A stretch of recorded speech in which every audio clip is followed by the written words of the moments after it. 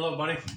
Welcome back to the Tin Man Score channel. I'm your host, Jeffrey Tin Man Taylor, and today I'm reacting to my third and final Shiny Gold Tales video for you guys, and this was titled 4 True Scary Walmart Horror Stories. So without further ado, I'm going to turn these lights off, move the camera up here for you guys, and let's get this reaction on the road and in the bag. Okie dokie, here we go.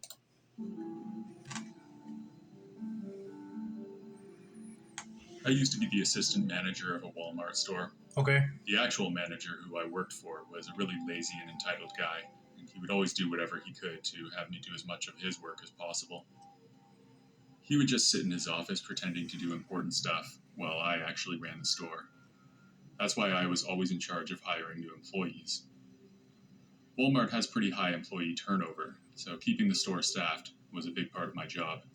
I wouldn't mind doing all the hiring or keeping track of what's going in and out of the store, but I would be furious if the manager above me was lazy and just sat back on his phone all the time. I'll be trying to sneak away and call the boss over him and tell them what he was doing and see if they could fire him and hire somebody new. Because if I was working at Walmart, that would not fly with me at all. Because if you're the manager of the store, the person that owns and operates it trusts you into making sure everything is running smoothly and efficiently, all the stock is putting up on the shelves, and all the employees are getting along with each other and not being rude to the customers. Because if they got to report back saying that you won't doing your job, automatic pink slip, probably. It seemed like every week or two, we had a new cohort of cashiers and sales associates coming in. This story is about one young man who I hired. Looking back, I know that was a big mistake. Liam was 20 years old, but he looked much older. He had several tattoos on his arms and one on his face. He was extremely thin, but still he looked like the kind of guy you wouldn't want to mess with. However, like I said, turnover is high at Walmart, and we needed people. Also, Liam did have his high school diploma, so I figured that he must not be a total mess. After his first week, I was surprised by how well he was doing. He was at least 10 minutes early for every shift, and he was doing a great job. He wasn't the most friendly guy I'd ever met. He was really quiet, and he kept his head down and got his work done. I shouldn't have been so quick to judge, I thought. This went on for another week or so, without any incident. Yeah, I know it's hard to judge people when they got tattoos or they look like some ruffians. But if they got a high school diploma and they are well educated, smart, and they don't mind the work, then give them a chance. Because not every single one of them with tattoos will get involved with gang related activities. I don't know what that would be, so let me just hush my mouth up and keep listening to the story. One day, Liam was stocking the shelves in the sporting goods section when I looked over at him. He was surrounded by 3 guys who looked like trouble. At first glance, I thought they were just customers and they were asking him for help. But after a closer look, I could tell by their body language that the conversation was far from friendly. These guys were up to no good. I could tell that Liam was trying to de-escalate the situation, but the guys wouldn't leave him alone. At one point, one of the guys shoved Liam, knocking him into a bin of basketballs. I had seen enough, and I called security. We had 2 security guards on duty at the time. They approached the group, and as soon as they did, the 3 guys took off running. While they were on their way out, one of them shouted back to Liam and said something like, "You're dead," or "We'll get you next time." I may have cleaned up the language on that a little bit, but I can assure you that it was something threatening. The security guards decided to call the police and file a report. When they arrived, they decided to bring Liam into the station to do a full interview. They seemed to believe that there was cause to be concerned for his life. Judging by what happened, I think they made the right decision. That was the last time I ever saw Liam. He didn't officially quit, but he never showed up for work again, and I never saw him around town either. I never found out exactly what happened that day, but if I had to guess, Liam had a dark past. Maybe it was drugs or some kind of gambling debt. These guys must have had some kind of unfinished business with him. It's a shame because it seemed that Liam was trying to turn his life around and hold down a job. I believe in second chances, so it's sad to see something like this. Whatever happened to him, I wish the best for Liam and hope he was able to get a new start. Oh man, I hope he did too, because it'd be kind of sad to hear that they saw him on the news dead, because these guys were true to their word. But yeah, I should have known he might have been in a gang or something at one time, and he did not handle something the right way before he left. And he's trying to hold a steady job, and now they want to interrupt him. But I'm glad that the assistant manager called security to get them guys away from him, and they got the police involved to see why they were after him. But I guarantee you that if he went into witness protection, since they made a threat for his life, he probably moved to another town away from where this Walmart was located at and got another job there. And probably under a different alias, you never know. I'm just sorry that that had to happen to him that night while he was trying to do his work. But hopefully he is okay and living the best life possible without dealing with them thugs again.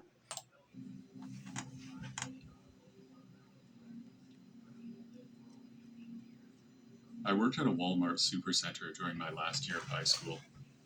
I usually stocked shelves in the soft drink and chip section. It was a pretty repetitive job. You just go back and forth, making sure those shelves are always full. Anyone who has worked at a grocery store will know that this aisle is one that gets emptied the quickest, so there's usually someone assigned to check it regularly. This was a relatively quiet evening, though, so I didn't need to spend my entire time working on that. My store manager would say that there's always work to be done, and if I was ever caught standing around doing nothing, then I would get in trouble. Sometimes I would just work really slow so that I wouldn't run out of things to do. This time, however, I did that and there was still not much to do. Because of that, I decided to do some things that were not normally part of my job, just to keep busy. I swept the floors in the back room first, but that only took an hour or so. After that, I decided to check the customer washrooms to see if they needed toilet paper or paper towels. Then maybe I'd empty the garbage cans. When I first walked in, everything looked fine. I stood there for a minute pretending to look around in order to waste as much time as possible. Yeah, that would be one thing I'd be scared of, is going to work at Walmart or any other store and got done early stocking or cleaning and don't know what else to do. And then the boss will be running up your back and say, "You're not done yet. Get back to work," because you definitely don't want to get fired. And if you try to get hired on from another job, they probably hear about this incident where you got fired for not doing anything, they probably won't hire you. So he's doing the right thing. He's just trying to stay busy without his boss getting angry.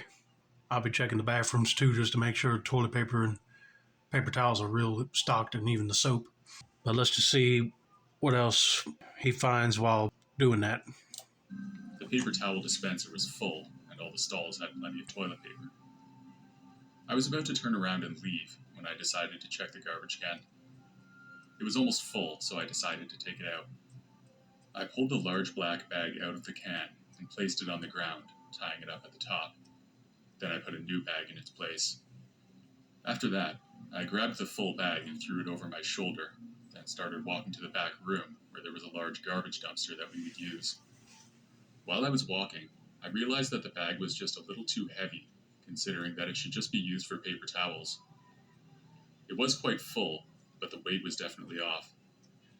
I thought about it while I walked, and by the time I reached the dumpster, I was too curious not to check. Instead of just throwing it in, I emptied the bag slowly into the dumpster. At least a few hundred paper towels poured out of the large bag, but eventually, I found something else. Something that didn't belong. Another black garbage bag toppled out, this one much smaller. It was partially filled and tied with a large knot. When I picked it up, it was obvious that this was the source of the weight that I was feeling. It was like the bag was full of rocks. It was that heavy. I placed the bag on the ground and stood over it, trying to decide what to do. It wasn't long before I decided to open it, so I tore the thin plastic and dumped its contents onto the concrete floor. A loud thud echoed through the room when something struck the floor. I almost lost my lunch when I realized what it was. There was a handgun lying on the floor in front of me. In addition, there were a few pairs of surgical gloves in the bag as well. This seemed like bad news. I called my boss over the PA system, and as soon as I calmed down enough to do so, the police were called soon after. It turned out that the gun had been used in a robbery on the other side of town, where a shot was actually fired. Luckily, nobody was hurt, but the gun was used to track down the guy who shot it. It was actually registered to him, not the smartest move. I guess he was hoping to throw it out at Walmart and then nobody would ever find it again. Unfortunately for him, that didn't happen. He hasn't been sentenced yet, but he's looking at least a few years in prison, from what I read online. Yeah, that was stupid of that crook. If he was going to rob someone and you try to throw the gun out, you should not have that thing registered in your name, because then the police can track you down quicker.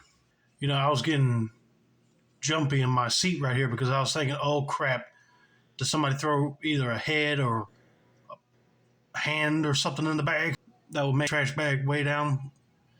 Nope, it was a gun. That's still scary to see. But like you said, luckily nobody did not get shot with that gun, even though he fired it off one time.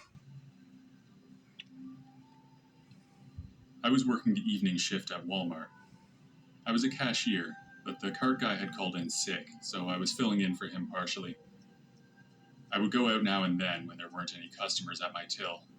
It wasn't a busy night, so it was no real problem for me. Besides, I actually enjoyed the fresh summer air for the 5 or 10 minutes that I was out there. On one of my trips out to the parking lot, I noticed an old camper van in the far corner of the lot. It was directly under one of the lamp posts, so it was easy to see. My guess is that it was from the mid-90s, and it looked well worn, with several patches of rust throughout the body. I passed it on my way to one of the cart corrals, and when I did, I noticed a man looking at me through one of the back windows. He was an older man with a gray beard and bushy hair escaping out the sides of his baseball hat. That startled me, but I wasn't overly concerned. Walmart allows people to camp in the parking lots, so for someone to park a van there for a few days was not that unusual.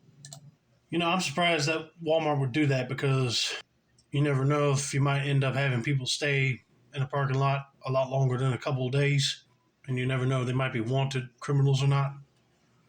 But if they're just staring at employees, that'll be a sign of concern for me. I'll be going straight to the boss and let them know what happened out there.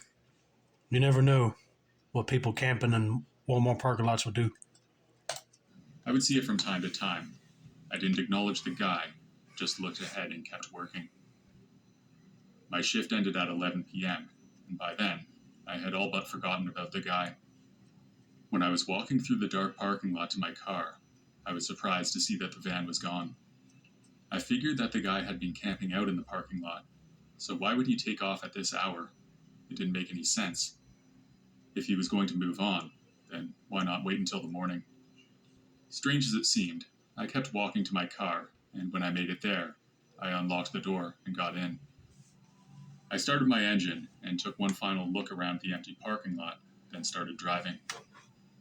When I was about halfway home, I noticed a pair of headlights in my rearview mirror. It was too dark to tell what kind of car it was, because I was on an unlit road at the time. The headlights followed me for several minutes, until I made it to a more residential area where there were some streetlights. That was when I realized that the headlights belonged to that old camper van from the parking lot. That guy had followed me. I knew it. They probably targeted you and figured that once you get off work, they will follow to see where you live at. Probably either to rob you later while you're sleeping or kidnap you. I don't know if that's the scenario right here, but I would be trying to drive in different directions just so that person will not know where I live at. My heart started beating faster when I saw him looking at me through the rearview mirror. I had no idea what he could possibly want with me, or what I had done to deserve this. All I could think to do was to keep driving. I decided not to drive home because the last thing I wanted was for this guy to know where I live. That's right. The guy was taking every turn that I took, and he was very close behind me. I was trying to think of a plan and eventually realized something. I had filled up my car that morning, and I had almost a full tank before leaving work. There was no way that that big old camper van could stay on the road for as long as my car. All I had to do was wait him out. Relieved to have an actual plan, I simply kept driving, and the guy kept following me for about another half hour. Eventually, he disappeared into the night, and I never saw him again. Although I made it through this incident, I'm still very confused about what happened. There's no clear reason that this guy would want to follow me. I tried to remember if I had some kind of interaction with him in the store that might have given him a reason to want to harm me, but I really can't remember anything. It still scares me to think of what would have happened if I had driven home with him on my tail. There's no telling what he would have done, but that didn't happen, and I've lived to tell about it. You did the right thing going in different directions because, like I said earlier, if this person kept on going into the streets to lead that guy back to where this person lives at, then they would be in trouble. That guy would probably be constantly stalking the area just to see when you leave or when you go to bed. And they might end up breaking in to steal something or attack you for no reason at all. So this person avoided a big issue altogether.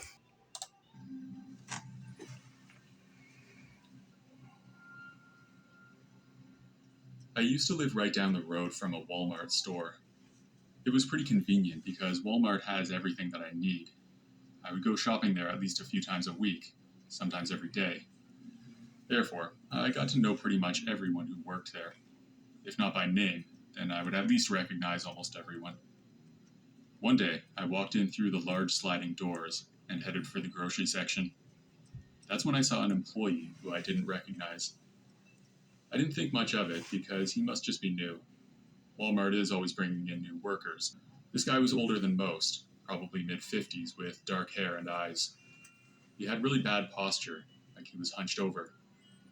His head shot straight out from his shoulders. As I walked past him, his eyes followed me and gave me chills. I can't quite explain why I was so put off by him. He didn't seem mean or angry, so it wasn't that. It just set off an alarm in my head. I continued shopping, and I was alone in one of the aisles. I turned around and was startled to see the guy standing there, just looking at me. I have no idea how long he was there, or how he managed to sneak up on me like that. I jumped back in shock, then the man leaned forward and said, "I was just wondering if I can help you find anything." I told him that I was fine, and that I didn't need any help. Normally I would introduce myself to a new employee, but I was quite shaken up, and I probably wasn't as friendly as I could have been. He just stood there awkwardly, and I turned around and walked away. There were still a few things I needed in that aisle, but I just wanted to get away from that guy, so I decided to come back for them later. I continued shopping for another 10 to 15 minutes. I was still on edge from the incident earlier, so I was constantly looking over my shoulder to see if that guy was around. It seemed that every time I looked around, I saw the guy, and it always appeared that he was looking at me. I started walking faster, trying to get away from him, but every time I looked back, I saw that guy. Eventually, I ran into one of the store security guards and told him what was happening. I described the guy, but the security guard told me that nobody was working who matched that description. I did a quick scan of the store, and of course, he was nowhere to be seen. This had me confused. Was that just some random guy walking around Walmart dressed like an employee? If he didn't really work there, then who was he? And what could he possibly want with me? Whatever the case may be, I was terrified, and I no longer cared about my shopping. I just wanted to go home. I asked the security guard to walk me to my car, and he agreed. When we were exiting the store, I looked left, and what I saw still gives me nightmares. I saw that creepy guy peeking at us from around the corner of the store. He He wasn't even wearing a uniform anymore. I quickly pointed and shouted to the security guard that it was him, but I was too late. The guy had taken off already. I eventually made it to my car and drove home. It's been a few weeks now, and I haven't been back to the store since. I'm terrified that if I go back, then that creepy guy is going to be waiting for me. I still can't explain what he was doing, but I hope I never see him again. Well, dadgummit, that guy is too quick. Once you try looking for him in the store, he's gone. But then when you see him outside, he already bolted out of there and the security guard did not see him. But I know that I would be checking the security cameras if I was working there as a security guard. And if I see the person that she was describing, then I'll alert management to let them know not to allow that guy to come back in the store at all. But anyway, I hope you guys enjoyed this video. Don't forget to like, subscribe, turn on those post notifications for more Shining Gold Tails reactions like this. This has been another successful installment of the Tin Man Score channel. I'm your host, Jeffrey Tin Man Taylor. I said that's a wrap, and have a nice day, y'all.